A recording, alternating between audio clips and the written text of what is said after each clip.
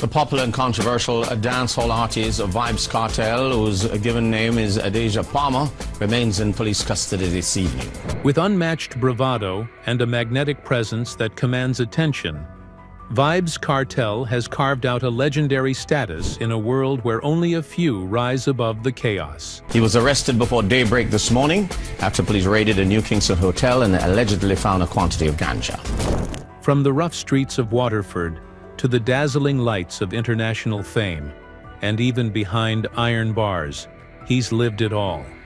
His fire never dimmed, his voice never silenced. It's a story grounded in pain, perseverance, and an evolving faith that continues to guide his vision. Against the odds, Kartel has transformed himself into more than a star. He's become a symbol, a dancehall hero, a cultural revolutionary. As he once said himself, "Me say de love off me bleach out face," and it worked. Whether loved, hated, praised, or criticized, he remained unapologetically himself. He blurred the line between rebellion and brilliance, proving that the path to greatness often walks side by side with chaos. This is the journey of a man who risked it all to challenge the system, push boundaries, and rewrite the very rules of the game.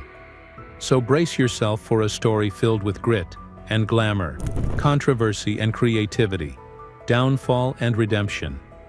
These are the defining moments that shaped Vybz Kartel into the legend he is today. But before we dive into the full story, don't forget to hit that subscribe button and turn on notifications.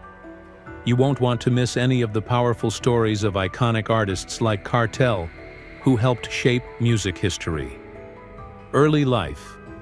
The story begins on January 7, 1976, in the vibrant but gritty heart of Kingston, Jamaica.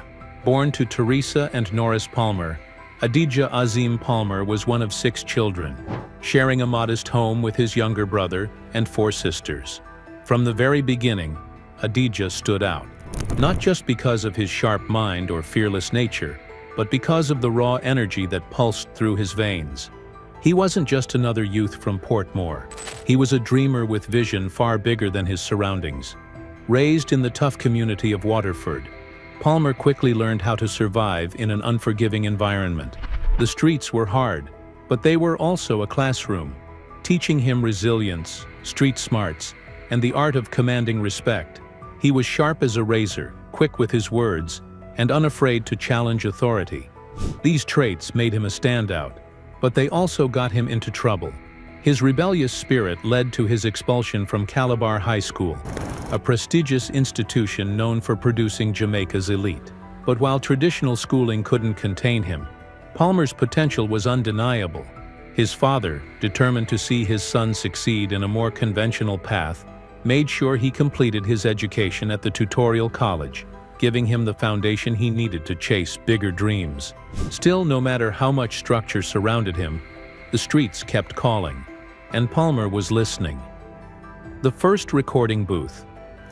It was in 1993, at just 17 years old, that Deejay finally got his chance to channel his voice into something bigger than the block. Inspired by his musical idol Buju Banton, he adopted the stage name Adi Banton and stepped into a recording booth for the first time. That moment would change his life forever. His first single, Love Fat Women, was released under Alvin Reed's One Heart label. While the track didn't shake the industry at the time, it ignited a fire in young Palmer. It was proof that he could do this, that his voice had weight and his words could travel. More importantly, it planted the seed for what would become one of the most transformative careers in dancehall history. The birth of Vybz Kartel. In the years that followed, Palmer's identity continued to evolve. Drawing inspiration from the notorious criminal organizations known as cartels, particularly those associated with Pablo Escobar, he crafted a new image, and with it, a new name, Vybz Kartel.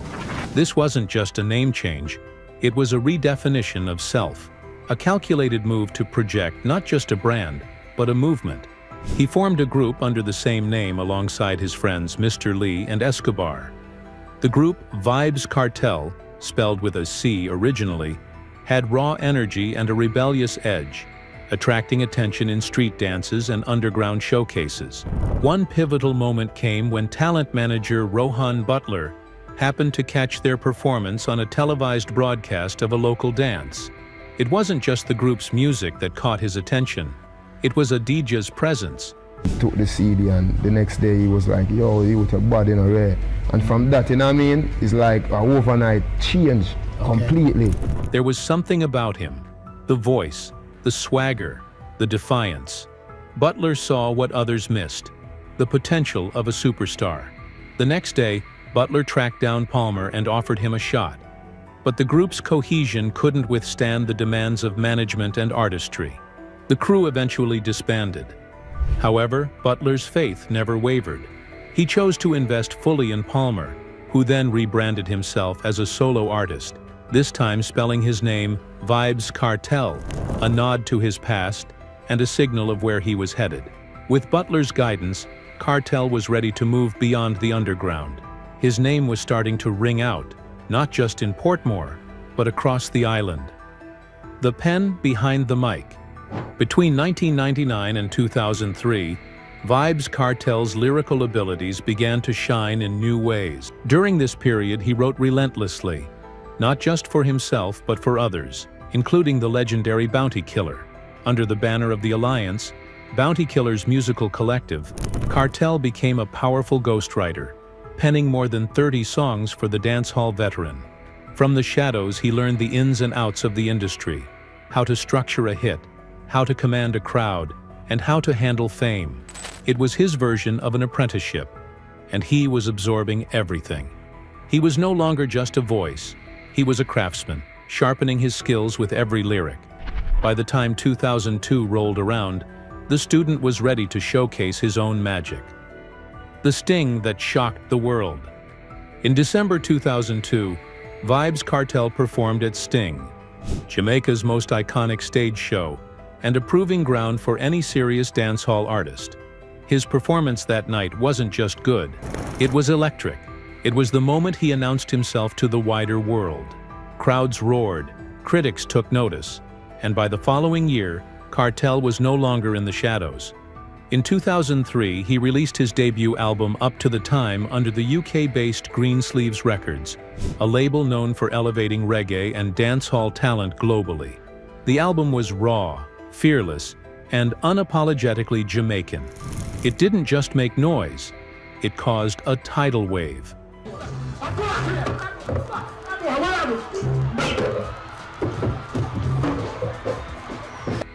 The clash with Ninja Man. Later that year, Kartel returned to the Sting stage. But this time, it wasn't just about music. What happened next became one of the most talked about moments in dancehall history. Kartel got into a heated on-stage altercation with veteran artist Ninja Man. The confrontation erupted into chaos, with fans and critics alike dissecting every moment. While the clash was controversial, it catapulted Kartel further into the public eye. The drama, the intensity, it all added to his growing legend. Although Supreme Promotions, the organizers of Sting, distanced themselves from the confrontation. We must make it clear that Supreme Promotions was not involved in setting up any clash that took place at Sting. The buzz surrounding Kartel only intensified. Not long after, he received a nomination for a MOBO Award, solidifying his name on an international level. That nomination was eventually withdrawn due to concerns about his lyrical content, but by then, the world already knew who he was. The Alliance Rift. As a mentor of Vybz Kartel, you know what I mean, over the years, the whole Jamaica know that, so we're always forever grateful and things, you know what I mean, but you have a time in life where you have to become your own person. While Kartel's popularity was soaring, tensions began to rise within the Alliance. Known for his fierce lyrical battles and aggressive musical stance, Kartel found himself clashing with other artists in the camp, most notably Spraga Benz and Assassin. The dancehall culture thrived on lyrical warfare, and Kartel wasn't afraid to take on anyone. But not everyone appreciated this approach. Bounty Killer, his mentor and the leader of the Alliance, disapproved of the direction Kartel was taking. It led to a quiet but clear divide between the two. The student was now ready to stand on his own. Kartel later expressed his gratitude for what Bounty had done for him, acknowledging him as a true mentor, but emphasized that a time comes in every man's life where he must chart his own path. And that's exactly what Kartel did. In 2004, he launched his time travel tour, symbolizing his move forward and away from the alliance. By 2006, the break was complete. Kartel had officially stepped out on his own. Mavado's meteoric rise and the spark of a feud. In the early 2000s, the dancehall scene in Jamaica was electric, full of energy, competition, and raw lyrical talent. One of the most exciting new voices in that era was David Brooks, known to the world as Mavado. In 2006, Kartel attended the wedding of Beanie Man and D'Angelo, Bounty Killer's ex-girlfriend. That decision raised eyebrows, especially when Kartel later released a track featuring D'Angelo that seemed to mock Bounty. The alliance, known for loyalty and unity, saw this as a betrayal. Kartel's days in the crew were numbered. That same year, he officially cut ties with Bounty Killer and the alliance. The rise of Gaza Empire. After splitting from Alliance, Kartel joined forces with Portmore Empire, a group started by Deva Brat, but Kartel's influence and leadership were too strong to remain in the background. Soon, he took control and rebranded the group as Gaza Empire, naming it after his hometown of Portmore, also nicknamed Gaza. Gaza wasn't just a music label. It was a lifestyle, a cultural force, a symbol of rebellion, defiance, and self-made power. Kartel began recruiting young, talented artists, giving them a platform and mentorship. Among the most notable were Popcorn, Vanessa Bling, Gaza Slim, Tommy Lee Sparta, Ja Vinci, and Lisa Hyper. Kartel wasn't just a star, he was building an empire. Gully versus Gaza, a nation divided. While Kartel built Gaza, Mavado remained a loyal soldier of the alliance, representing the Gully side of Kingston. The two artists, once on the same side, were now the faces of rival factions, Gaza versus Gully. This wasn't just lyrical warfare. It became a cultural war. The feud exploded onto the national stage in 2006, when Mavado dropped Gun Battle, a clear shot at Kartel. Kartel responded with equal venom. From that moment on, the dancehall world was split in two. Fans pledged allegiance. Streets buzzed with debates. Even schools reported fights between Gaza and Gully supporters. At Sting 2008, the tension reached a boiling point. The two artists clashed live on stage in one of the most memorable lyrical battles in dancehall history. The crowd was electric, divided, shouting for their champions. Kartel's quick wit and relentless delivery met Mavado's calm confidence and vocal power. There was no clear winner, but dancehall would never be the same. Music turned movement. The feud went beyond the music. Kartel began pushing boundaries in unexpected ways. He sparked controversy with his promotion of skin bleaching, which he publicly defended, calling it a form of expression. He launched a rum brand, introduced his own line of condoms, and starred in his own reality TV show, Teacha's Pet, where women competed for his love. While others sought mainstream acceptance, Kartel created his own ecosystem. And it worked. Kartel mastered social media before most Jamaican artists understood its power. He connected with fans directly, dropping tracks at will, controlling the narrative, and keeping the streets talking. Trouble with the law. But while Kartel's fame was soaring, so was his trouble with the law. In 2010, during a national state of emergency linked to the Christopher Dudus coke extradition, Kartel was named a person of interest. Though he was released shortly after, his name was increasingly linked to violence and controversy. Then came the turning point. In September 2011, Kartel was arrested on drug charges. But weeks later, the bigger blow came. He was charged with murder, accused of killing Clive Lizard Williams. The trial was chaotic. Evidence was controversial. Text messages and alleged voice notes dominated headlines. Kartel maintained his innocence. While he was acquitted in one case, he was convicted in 2014 for Lizard's murder. The sentence, life in prison. with eligibility for parole after 35 years. To many, it seemed like the end of the road. The incarcerated king. But Kartel refused to be silenced. Even from behind bars, he continued releasing music. Tracks like Fever, and Any Weather dominated the charts. Fans speculated about how he managed it. Some claimed he had a studio in his cell. Others said he recorded over phone calls. Kartel later confirmed in interviews that many songs were pre-recorded, while others were creatively crafted post-arrest using voice notes and studio editing. Despite being locked up, he remained one of the most streamed artists in Jamaica, year after year. His music played in taxis, clubs, and radios non-stop. Health struggles and public support. During his incarceration, Kartel's health became a growing concern. He was diagnosed with Graves' disease, a thyroid-related illness, and at one point was placed in solitary confinement. Photos of his deteriorating condition surfaced online, sparking outrage among fans and human rights activists. His legal team fought for better treatment, and his supporters worldwide called for justice. But despite it all, he kept recording, writing, and inspiring. The appeal and overturned conviction. For years, Kartel's lawyers worked tirelessly, pointing out inconsistencies and concerns in the trial, including alleged evidence tampering and jury misconduct. Then, in March 2024, a game-changing moment arrived. The UK Privy Council, Jamaica's highest court of appeal, overturned his murder conviction, citing an unfair trial and serious procedural errors. In July 2024, Jamaica's Court of Appeal ruled Kartel would not be retried. His conviction was officially vacated. Kartel was free after nearly 13 years in prison, the mixtape that shook the streets. Within days of his release, Kartel dropped the highly anticipated mixtape First Week Out. Tracks like Freedom Cry, Reflections Behind Bars, and Legacy showed a more introspective side of the artist, grateful, wiser, but still razor-sharp. The mixtape charted globally, proving Kartel's relevance hadn't just survived, it had grown. Freedom Street, the return concert. On New Year's Eve 2024, Jamaica witnessed history. The National Stadium in Kingston was packed to capacity for Kartel's first concert since his release.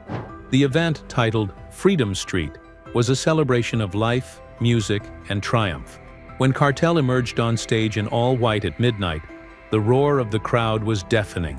He performed hits from every era: Clark's, Summertime, Fever, and new anthems from First Week Out.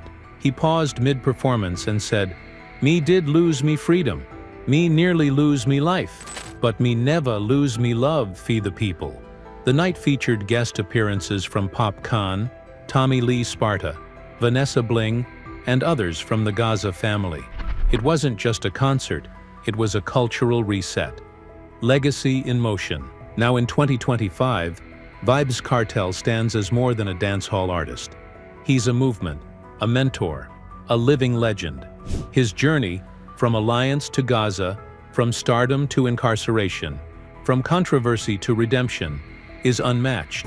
He has inspired countless artists, challenged the system, and redefined what it means to be unstoppable. They tried to bury him, but legends don't stay buried. Vybz Kartel didn't just survive. He returned stronger. The world boss is back, and his story is far from over. Vybz Kartel's life is a testament to the raw, unfiltered power of vision, resilience, and relentless artistry. From Waterford's concrete corners to the global dancehall stage, his story is more than music. It's movement, message, and mythology. A man whose lyrics echoed through speakers and prison walls alike. A rebel who refused to be silenced.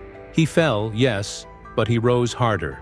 Through fire, betrayal, and years lost behind steel bars, Kartel never stopped writing his legacy in bold strokes. He inspired a generation, mentored the future, and challenged an entire system, not for fame, but for freedom. Creative freedom, cultural freedom, personal freedom. And now, with the chains of incarceration broken and a mic once again in hand, Kartel isn't just reclaiming his place, He's reminding the world that greatness can't be caged, that no matter the battles, the truth in your voice will always find its way to the people. This isn't the end of the Vybz Kartel story. It's only the next chapter. Because legends don't fade, they evolve. And in the words of the teacher himself, me never drop, me just pause fi reload.